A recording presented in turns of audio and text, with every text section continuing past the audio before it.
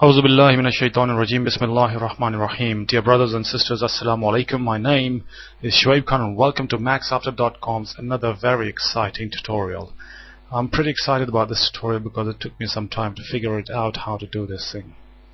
There are many ways of doing this tutorial, so basically I have tried to keep it very simple so that everybody can understand.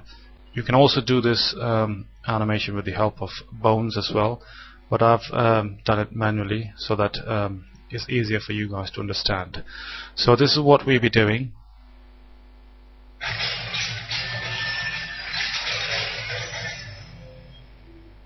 Right, so if you want to see the smoother version of this video, you can also log on to my blog and check out the video there.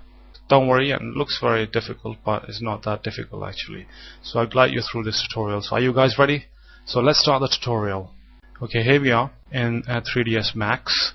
So what we're going to do is first go to shapes, and here we'll click the text.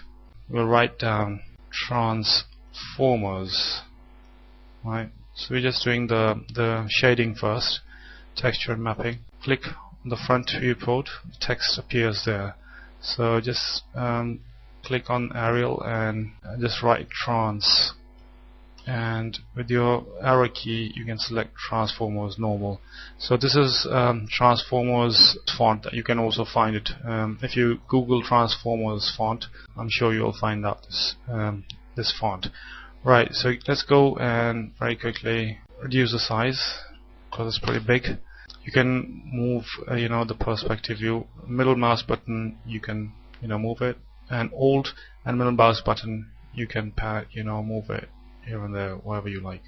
Okay, and with the scroll button you can zoom in and zoom out. Okay, so this is front viewport, and let's go to change the kerning to 1. I want to give some gaps in it.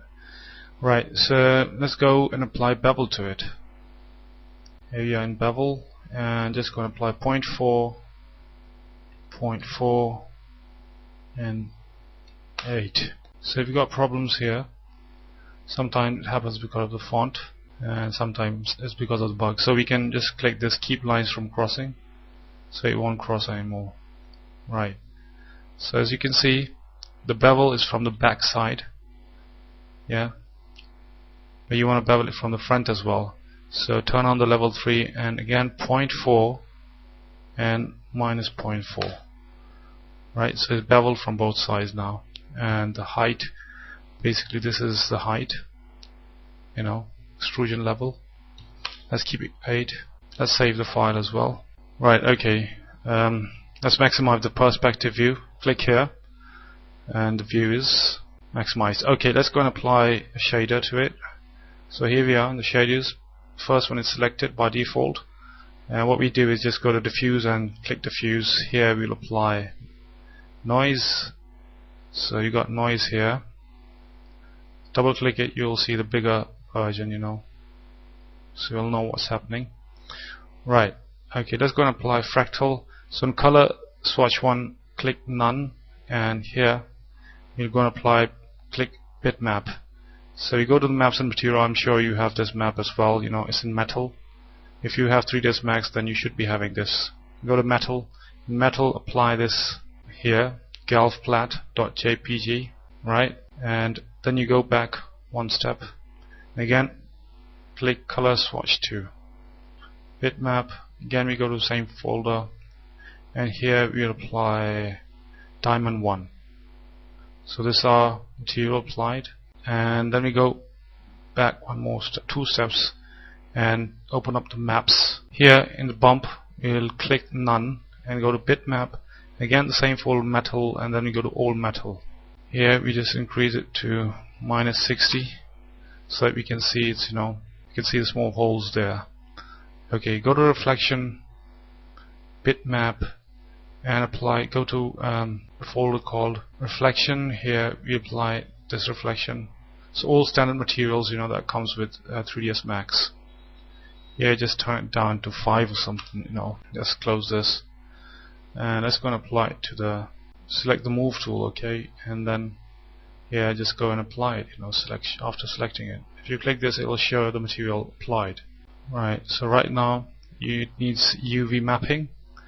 Let's go and apply UV W map. If you can't see it, it's UV W map. Yeah. And let's change to box.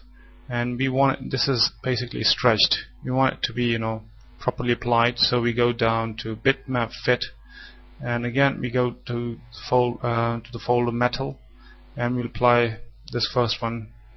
So I'll pick up the size of this, and automatically adjust it, as you can see here. So let's come out of maximize mode, and let's go and put a camera here, free camera, select it. Just want to show you, right, so here we are. Let's move it down a little bit, put it here. Right, and let's go and apply spotlight, target spot. Put a front viewport, put it in the middle, and increase it. So make sure it covers the whole text. So let's move it up. Let's turn on shadows. Intensity should be 2 for this. Let's go and render and see how it looks. So as you can see, the top area is highlighted.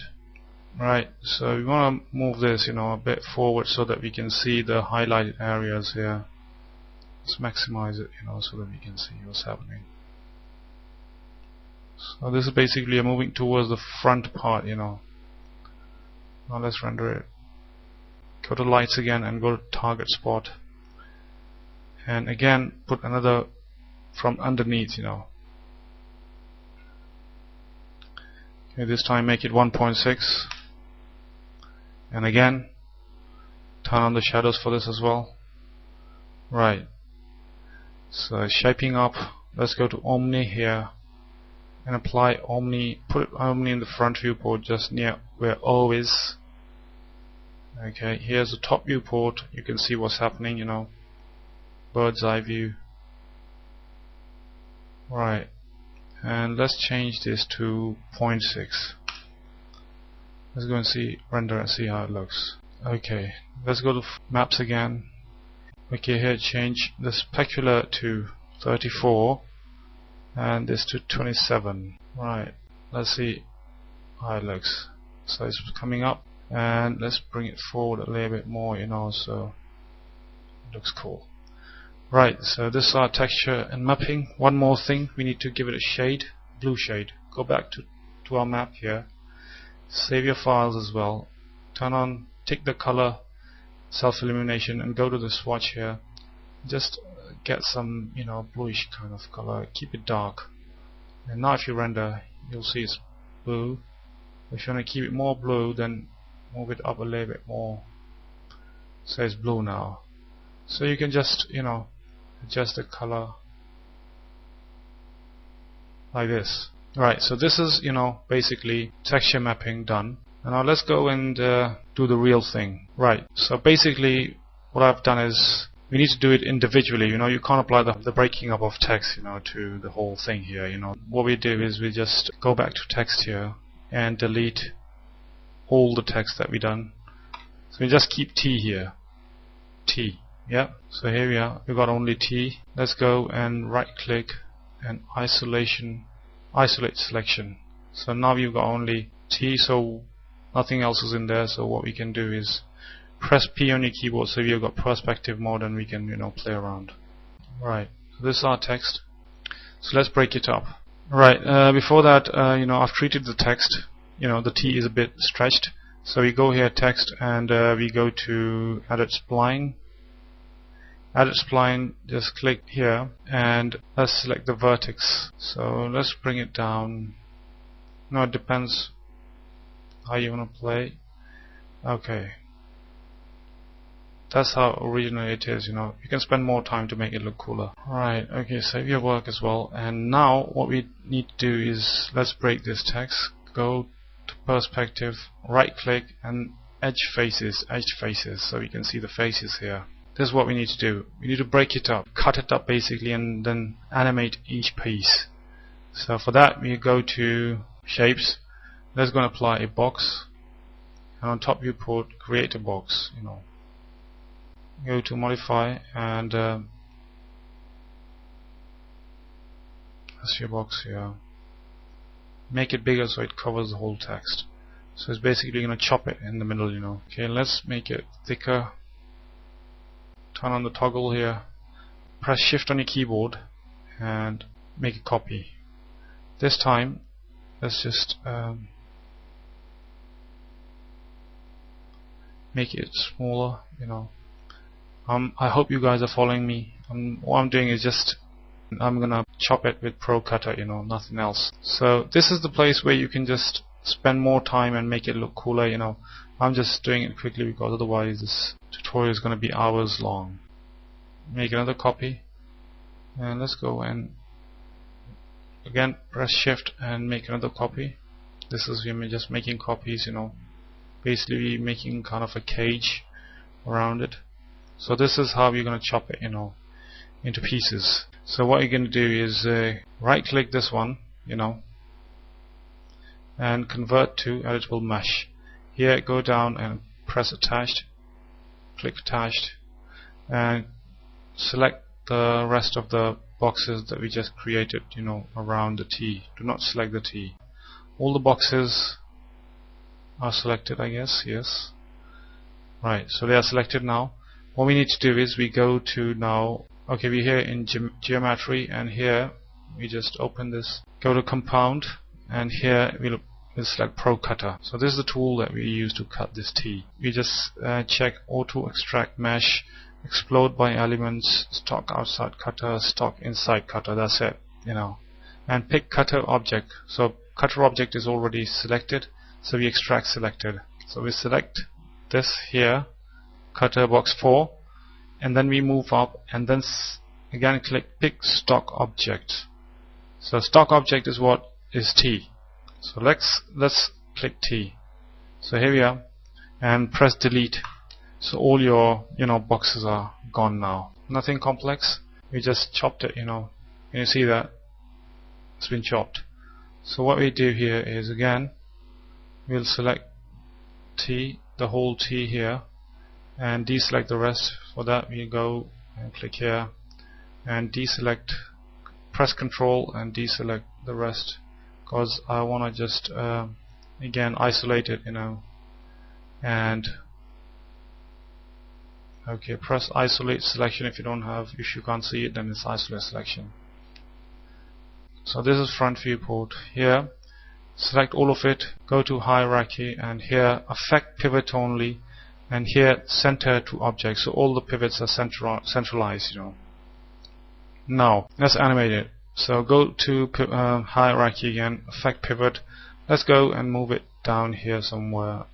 Okay, move it up here somewhere. So let's make it look like a gun, so it forms into a gun or something. So here, move it up as well. So this is the part where you can just play around, go and select. Make sure angle snap toggle tool is turned on. So let's go and go to frame 5 and auto key. Right, let's animate it. Okay, here we are transforming it. Select the second one. Again, we'll go and we'll just go to hierarchy, affect pivot. We just want to adjust this pivot. Right. Let's go to this time 7 frames. Some parts come forward, some parts go back, So again, affect pivot, and right. Again, go back to 5. Okay, you need to come out of hierarchy mode, and we are still here. Rotate tool is selected. So let's move backwards. Let's do this with the other one as well. So this is kind of accidental. You just go and play around. So go to hierarchy, affect pivot again, and here move it up and back. Right, and this time let's go and move it back as well. So let's go and see the animation. As you can see, so you can change the timing here. This one probably starts here somewhere. Right, okay, and the rest is for example this T here. Let's go this one.